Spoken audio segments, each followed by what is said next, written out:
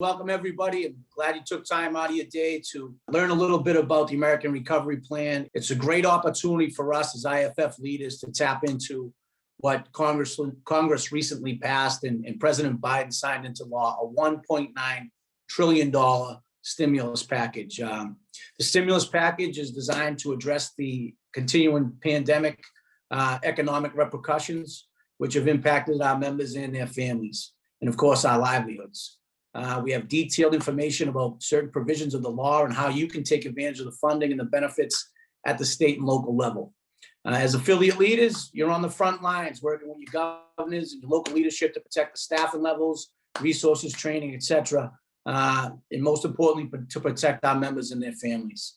As a person that comes from state leadership in Massachusetts and president in Boston, I know how challenging it is in the state houses and city halls and county governance. It's a fight, but it's a fight that we have to get in. We're going to be right here with you for those fights. We have a talented staff. We're going to provide you the tools to leverage this funding so our members continue to be protected and we get a high level of service delivered to their communities. We have a great senior staff here that's presenting today. They have a wealth of experience and knowledge on Capitol Hill here in DC, in state houses and local government, and working day to day on your behalf. We're going to provide you with the tools necessary to help you navigate the rules of this legislation and answer questions about the bill and its provisions and how it impacts us and our members. As your president, as your general president, which I'm honored to be serving as, I look forward to presenting additional educational opportunities like this webinar to talk directly to you about all of the issues that we face on behalf of the members that we took a note to protect. Thanks, everybody. I'm Shannon Meisner. I am Governmental Affairs Director for the International Association of Firefighters, and I have today approximately a 10-minute presentation on the funding and benefits of the American Rescue Plan Act, after which we will hear from Assistant to the General President Del Rey regarding how the IAFF can assist locals in obtaining grants relevant to today's presentation. And then there'll be plenty of opportunity for questions and answers. So with that, let's get started. First, please look at the chat. Amy Eno has posted a link to a spreadsheet, which we sent approximately 1 month ago to all affiliate leaders on this call, regarding the amount of state and local funding that your communities will be receiving. So if you haven't had a chance to look at that yet, there is a link provided in the chat, and you should check it out right now. So the bill does provide money specifically for states and specifically for localities to address a variety of COVID-related and economic distress-related issues. Specifically, the bill provides $195 billion to state governments. Next slide. The bill also provides $130.2 billion for local governments. I will note this $130 billion is in addition to the funding that's provided to state governments. So the local government funding is divided up between cities and counties. Cities are receiving $60.1 billion. Counties are receiving $60.1 billion.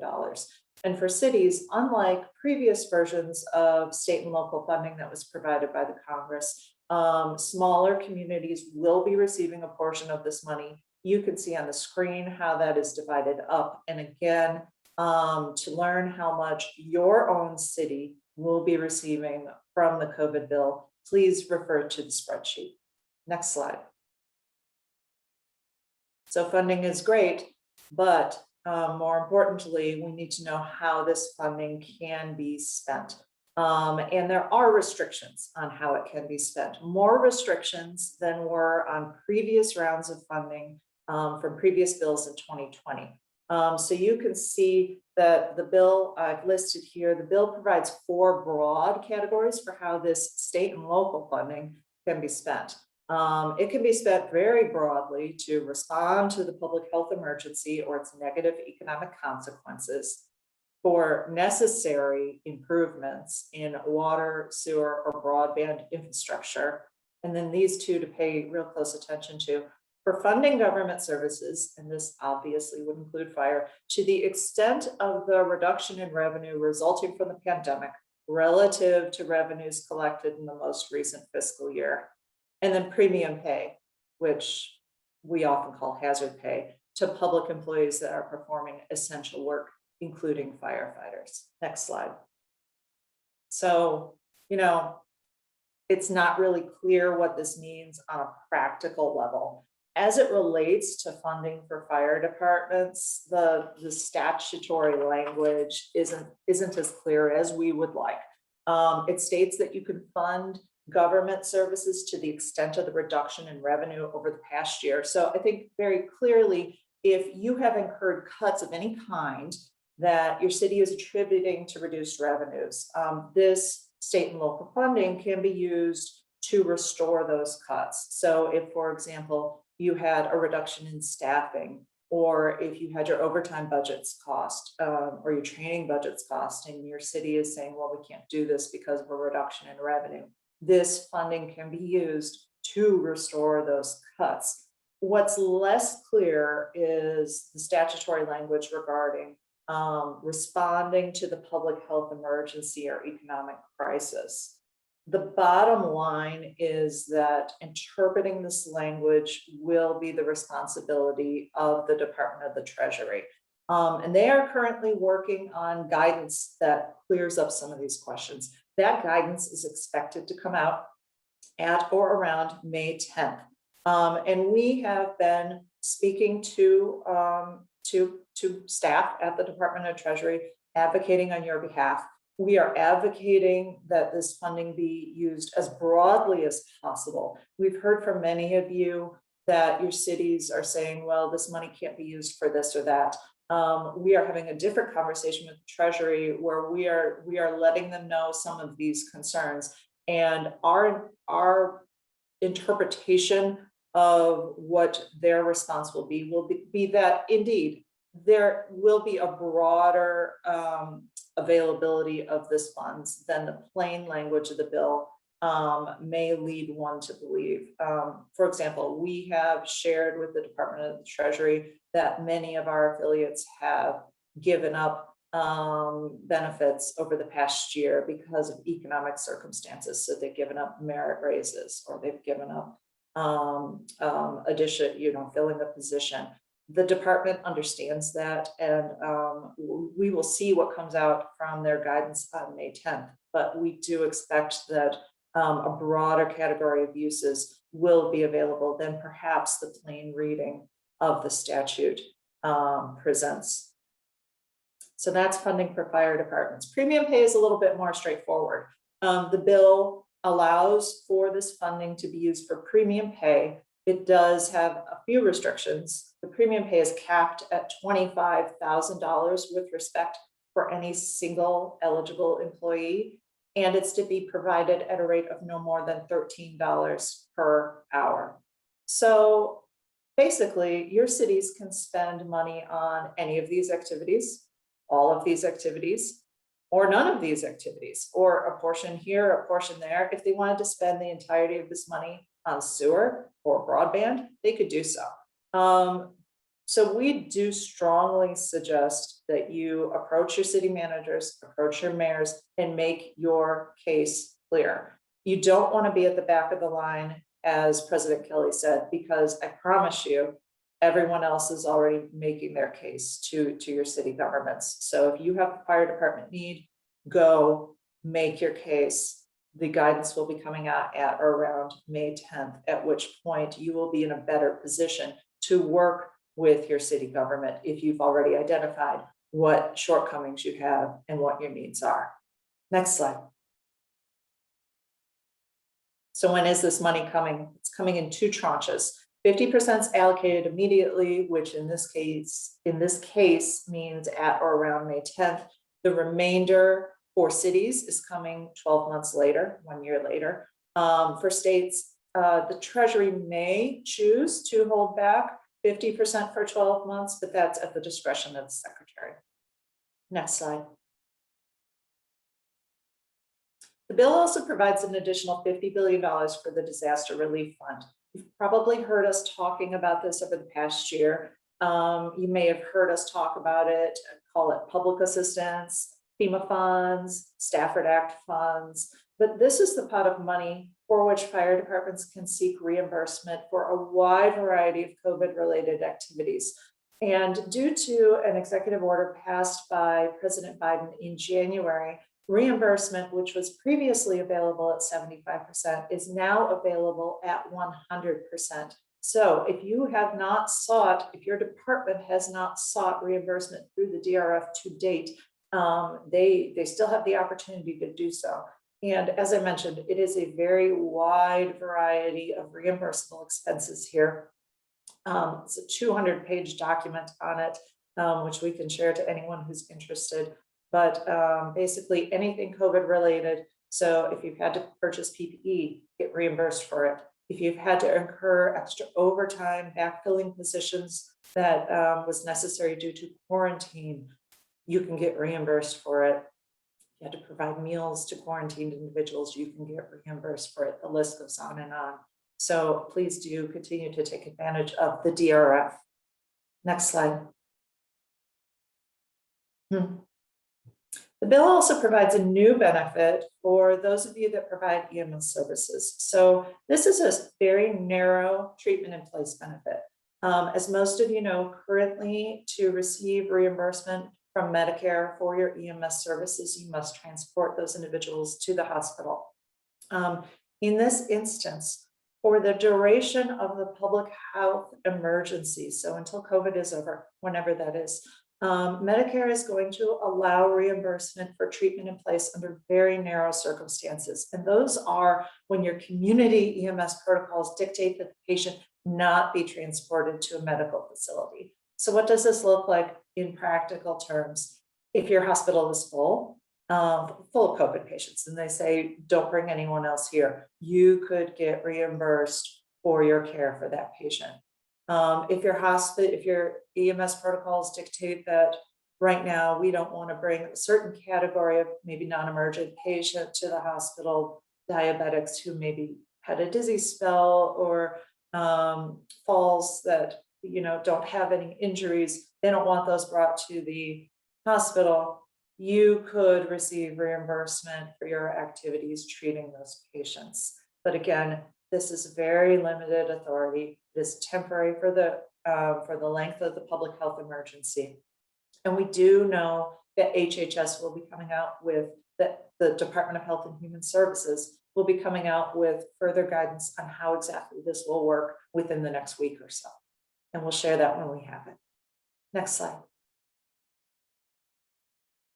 Sick and FMLA leave credits. So previous COVID legislation mandated that private employers provide additional emergency sick and emergency paid FMLA leave for individuals who had various specific COVID related issues, such as contracting COVID, such as caring for a family member that had contracted COVID, etc.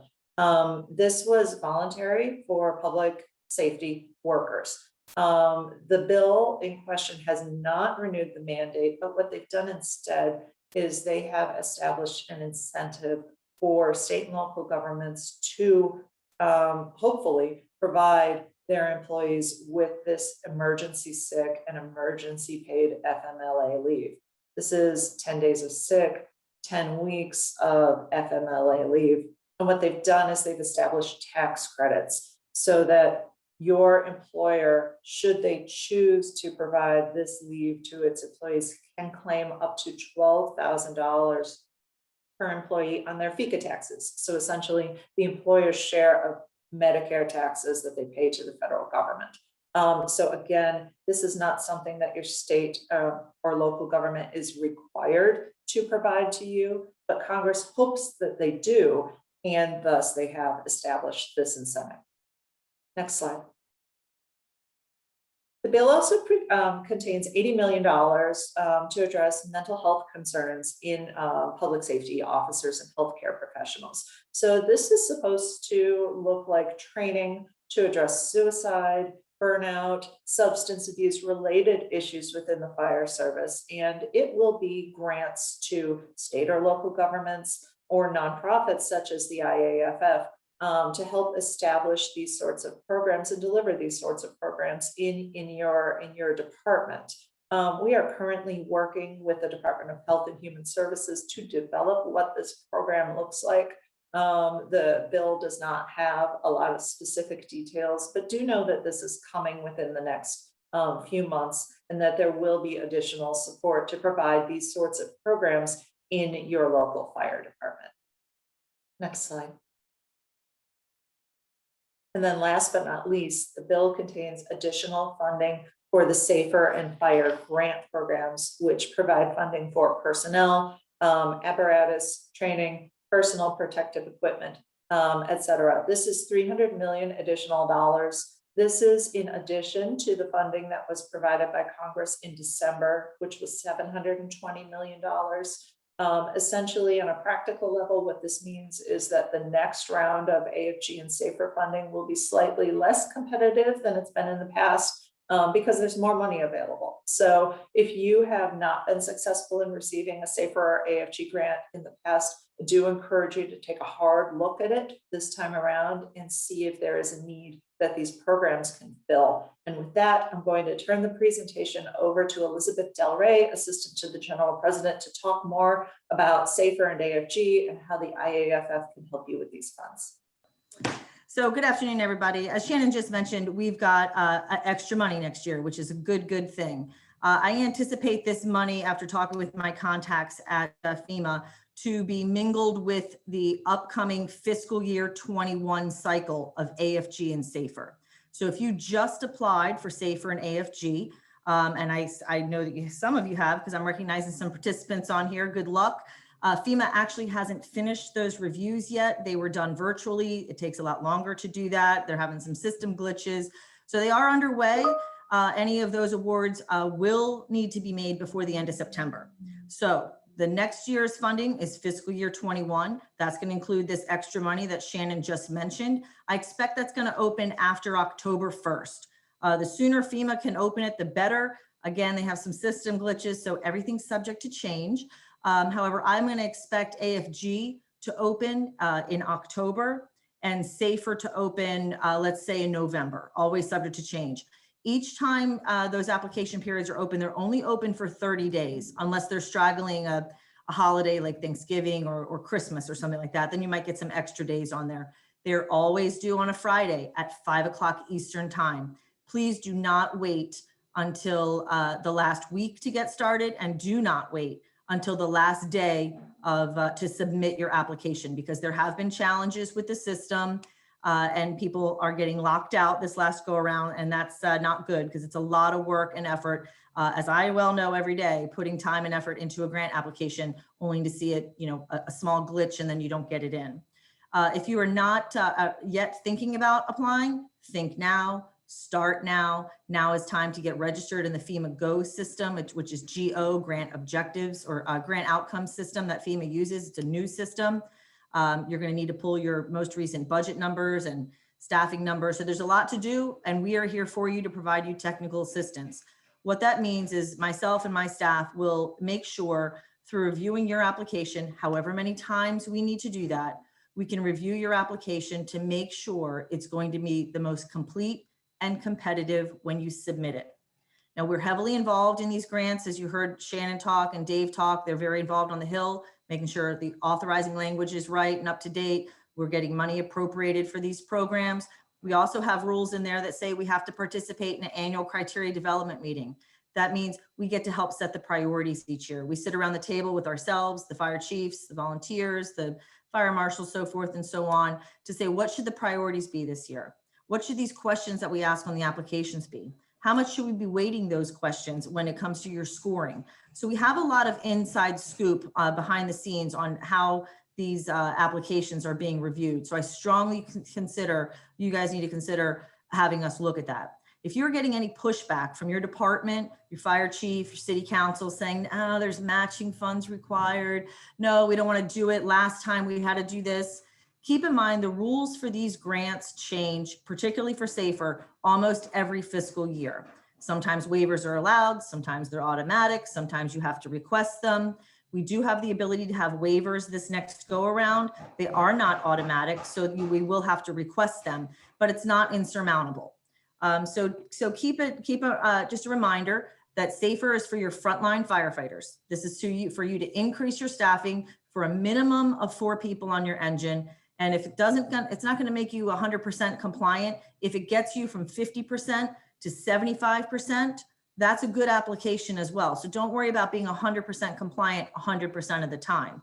It's not going to fund promotions for officers, and it's not going to fund folks in fire prevention. AFG, keep in mind, is for equipment and training. If you need equipment, turnout gear, look at the list that's there in the notice of funding opportunity announcement and focus on those high priority items. If you're not applying for a high priority of item, I suggest you seek funding elsewhere, or we take a look at your budget so that you can apply for high priority items, because there are items in there, they're medium priority for a reason, to show that we collectively as criteria development and fire service organizations have discussed what those are. And yeah, it's important, but you also would think $750 million a year in these programs is a lot. And hey, we're getting 300 million more. You would think that's a lot. FEMA only meets 15% of the demand for funding that's out there. So it's really important, particularly on AFG when applying, that you are applying for high priority items. So I'm going to conclude this so Dave can take questions. I'm going to pop our email address in the chat box. It's firegrants@iaff.org. If you have any questions on how to apply, where to get information, you want technical assistance, work through your DVP, ping us however you'd like, and we'll get you all the help that you need. But start early, please. My little cliche on closing is, the only thing guaranteed when it comes to grants is if you don't apply, you're probably not going to be funded. So back to you, Dave. Thanks, Elizabeth, and thanks, Shannon, for a great presentation. When will we see the Treasury guidance on how much money can be spent? We have gone to the Department of Treasury and been able to make the case that as much specificity as the Treasury can provide to cities and states as it relates to firefighters is very helpful to us. I will let you know that we have been blessed to have ongoing conversations with the Department of Treasury under this administration that we did not have previously. And they are very sympathetic to our perspective. To answer your first question very directly, we expect that guidance to be coming out at the same time that first tranche of money is delivered to state and local governments at or around May 10th. I think it will be closer to May 10th than sooner. Is there any money in here for fire districts and how they could access that money? There's not funding for fire districts in the way that state and local governments are receiving direct payments in this bill. What the bill does do, however, is make fire districts eligible for transfers from state and local governments if those state and local governments choose. So a state or local government could choose to transfer a portion of the funds they are receiving under this bill to a fire district. There's no requirement that they do so, but they may if they so choose, and if the fire districts convince them to do so. Is there a deadline when the maximum $25,000 would have to be paid out by? There is. December 31st, 2024. So you have several years. I will add this though, if the money's all spent before that date, then that date is too far in the future. So long as the funding is available at the state or local level and not spent on other activities, December 31st, 2024. The next question deals with the disaster relief fund. Can you walk through how the local affiliate can navigate its way through that process? This is probably the first time we've had fire departments ever interested in public assistance grants. So under the DRF, the Disaster Release Fund, is under the Stafford Act, is a public assistance grants. Now, the eligible applicants for those are states, local governments, so it's not the fire department itself, and some select nonprofit groups. And I saw that question pop up, and I was perusing US Fire Administration's website, because I had pointed a lot of folks there, particularly last year. We really put together a very comprehensive and broke it down very simple for fire departments on how to apply for public assistance. I'm not finding that on their site, but there is a FEMA site I can point you to. It'll link the same. And what they want you to do is register through their grants portal. You're going to need to coordinate this with your local body of government. So the fire department itself is not an eligible applicant, but the local is. You'll also get a lot of assistance from your local emergency managers who are very used to this. So if you're in an area, which I believe this district is, where you've had major either wildfires or natural disasters of sorts, your local government is very familiar with this public assistance grants. So I will put that link up on here. We've never, obviously as an organization with the IAFF, had to apply for that, but that reimbursement is a 75% reimbursement. So what you're going to want to do is make sure when you are submitting for whether it's personnel time, it's very broad categories of what you can apply for. But you just don't want to double dip. There are opportunities for funding through AFG, through SAFER, and all of these other mechanisms. Don't get yourself caught in a pickle where you have double dipped somewhere along the line. I'm not saying don't apply, but you can always apply for grants, and when they make the award to you, if you want to decline it, not accept it, you're certainly fine to do that. So I'll put the link in on here, but I would touch base with your local emergency management office and the right people in your city that are very familiar with this system, because they may have already applied. Maybe didn't even ask the fire department if you needed anything, or maybe they just applied on your behalf and you don't know already. Shannon, for premium or hazard pay, is that specific only to firefighters and EMS workers, or is it available for deputy fire marshals, community paramedics, and other day staff union members? The bill allows your locality to provide premium pay to eligible workers. The term eligible workers means, I'll just read this to you. Those workers needed to maintain continuity of operations of essential critical infrastructure sectors and additional sectors as each governor of a state or territory or each tribal government may designate as critical to protect the health and well-being of the residents of the state, territory, tribal, or local government. So it's a wide variety of individuals who could be eligible for hazard pay under the definitions of the bill. Treatment in place. Does this have to be transporting agencies, or can non-transporting agencies get these funds? No, unfortunately, you must be a transporting agency. If you're awarded a SAFER grant, are you eligible also to get reimbursed under the disaster relief fund money? Yes, but not for the same purpose. So if you apply for SAFER, you're going to get funds to fund the salary and fringe benefits of frontline firefighters. That's the purpose of that.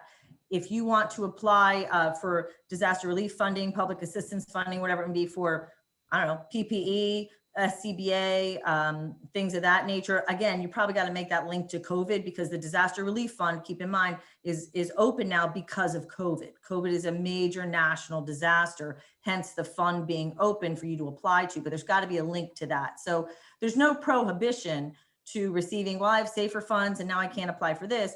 You're not going to apply for the same purpose, right? So if SAFER is funding the salary and fringe of those firefighters, you can't also apply for funding over with the disaster relief fund, because you're short money now, because you're really not short money now. You have this grant over here. So for the same purpose, you never want to accept federal dollars. It's got to be different purposes. With respect to sick leave and family medical leave, can you explain the difference between what's in this language in previous legislation on sick leave and family medical leave? I see from the chat that the question is regarding if cities are able to exempt public safety employees and other essential employees. The answer to that is yes, it is entirely voluntary under this legislation. The previous legislation had a mandatory extension of these leaves to private sector workers, but allowed public safety employees to allow their employers to ask for a waiver to not extend those leaves to those individuals. So forget all that. Now, this new leave is all entirely voluntary, but there are incentives, as I said, in the bill that hopefully your city will take advantage of to be able to extend that leave to you. Is the IAFF able to craft something similar to model contract language, specifically designed to help affiliates go in and negotiate or sign side letters with their agencies to maximize their opportunities? It's a lot of high-level numbers, and we need to make it more palatable at the local level. This is going to be each individual community based on your current revenue, on what that picture looks like. So we've been using the following example.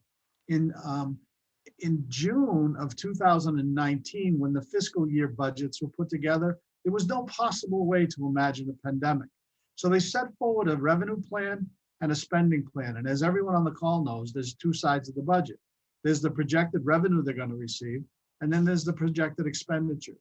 So along comes in 2020, and we get hit with this pandemic. We now find ourselves with this pandemic spreading across two different fiscal periods. So in order for you to actually access this money, you need to understand the revenue stream that's coming into your community and the reduction that there may or may not have been. You also need to understand the expenditure plan. If the community took a conservative approach, had budgeted money for certain things and didn't fulfill that obligation, those may be eligible.